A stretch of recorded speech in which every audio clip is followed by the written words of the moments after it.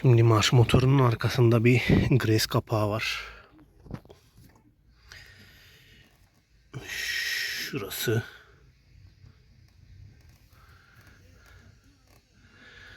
Oraya biraz gres süreceğiz. Buraya el giriyor. Bir yerleri sökmeden şurayı sökebiliriz. Oraya biraz gres sürelim. En azından uzun zamandır el değmiyor çünkü. Marş motoruna yaptıralı fazla olmadı ama bu şekilde ufak tefek bakımlar ömrünü uzatabiliyor. Orayı ben bir sökeyim. Evet. Şu arkadaki kapağı söktük. Yağımız bayağı eskimiş durumda. Neyse ki biraz gres sürmüş. Tabii ki ülkemizdeki roket mühendisi, tamirci arkadaşlarımız bakın. Söktüğü yere aynı vidayı takmadığı için böyle kafasına göre uydurmuş. Biri 1 santim, biri 1,5 santim, biri düz, biri yıldız. Sonra diyoruz ki bu arabalar niye bozuluyor? İşte çıraklıktan yetişmiş. Ustası ona bu şekilde öğretmiş daha doğrusu. Kafana göre oğlum ne bulursan tak. Al. Şimdi bundan belki marş motoru bozulmaz ama bu tamircinin ne kadar disiplinsiz olduğunu gösterir. Söktüğün yere aynı vidayı niye takmıyor arkadaş? Yani insanı sinir ediyorlar. Şimdi şunun içini biraz temizleyelim. Güzelce de bir gres koyalım. Evet, şu şekilde 4 metrik 2 tane düzgün vida ayarladım. 4'e 12 bu. Şu 4'e 10. Şu diğeri de 4'e 15. Yani 1,5 santim. Böyle çer çöp iş yapılmaz. Şöyle 2 tane düzgün civatayı hazırladık. Orada bir sekmanımız var. Şimdi bakın şurası sökük durumda. Biraz gres alıp oraya sürmemiz gerekiyor.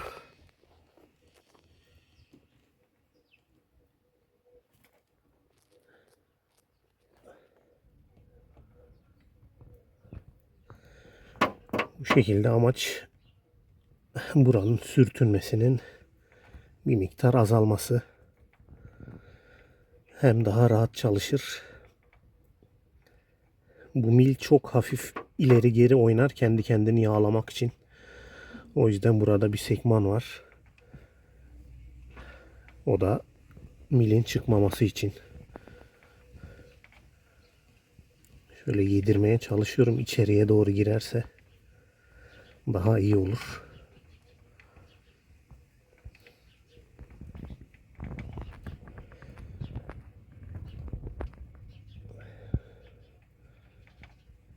Evet, bu şekilde yedirdik. Şöyle kapağımıza da gresi dolduracağız ve oraya koyacağız. Şöyle gresimizi doldurduk.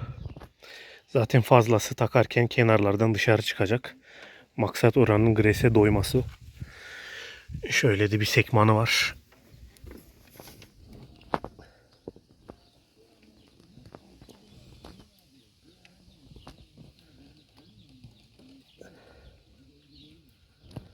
Şöyle çok rahat giriyor. Düşmemesi için dikkat edin. Şimdi bu Tofaş'ın bu şekilde el falan giriyor. Basit araba. Fakat yeni arabalarda ne yaparsınız bilmiyorum. Yani böyle ufak tefek şeylere tamirciler bakmaz açıkçası. Kapağımızı takalım. Ya işte böyle inciyle boncuğuyla uğraşabiliyorsunuz eski arabaların. Çünkü eliniz falan içine girebiliyor. O yüzden yeni arabalarda size kolaylıklar diliyorum. Hatta birkaç modelde marş motoruna ulaşmak için şu kapağın hepsini sökmek gerekiyor. Marş motorunu ortaya koymuş. Uğraş babam uğraş artık. Vay halinize. Tabi artık Tofaş'ta yaşlı araba. Ama güç buna yetiyor. Yapacak bir şey yok. Tabii yeni araçlar gerçekten dert. Yazılımı bozuldu. Yok krank sensörüydü. Yok hava akış metreydi. Bunlar gerçekten çok büyük baş ağrısı. Yani kendiniz halledemiyorsunuz. Tamirciler halledemiyor bazen. Zaten amaç sizi servise yönlendirmek. Sistem bu şekilde işliyor. İşleri daha da zorlaştırıyorlar. Kötü. Şimdi cıvatalarını da takacağım. İşimiz bitecek. Eskiler yeniler. Bakın eskiyi ne kadar orantısız takmış. Görüyor musunuz? Yani şunu düzenli bir şekilde takmak niye zor? Onu anlamıyoruz. Evet, vidalarını da taktım. Şurası bakın, cıvatalar en azından temiz bir görüntü. Şuralar, şu kapağı da güzel bir temizledik.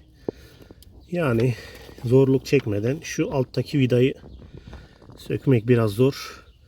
O biraz uğraştırır. Onun dışında gördüğünüz gibi aracın marş motorunun çok basit bir bakımını yaptık. Böylece ömrünü uzatmış olduk. Dediğim gibi yeni araçlarda böyle bir şey yapamazsınız. Çünkü el girecek yer yok. Kaldı ki marş motorunu ortaya almış. Vay ki vay halinize. Anlatacaklarım bu şekilde. Tekrar görüşürüz.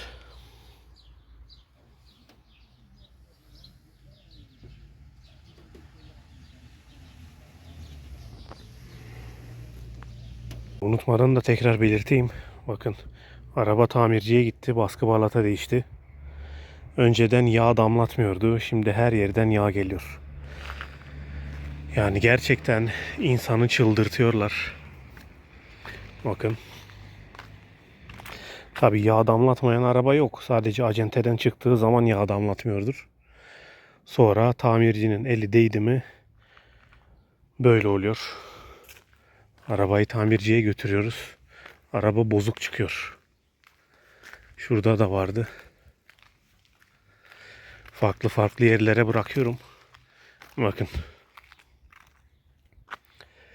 Bunların hepsi benim arabanın yağ damlatması. Yani tek başımıza da şanzımanı indiremeyiz. Yoksa kendim yaparım. Zaten en sonunda evin bahçesine falan sitenin içine kaldıraç kuracağım. Orada sitedeki insanların arabalarını tamir edeceğim valla. Kafamı bozacaklar.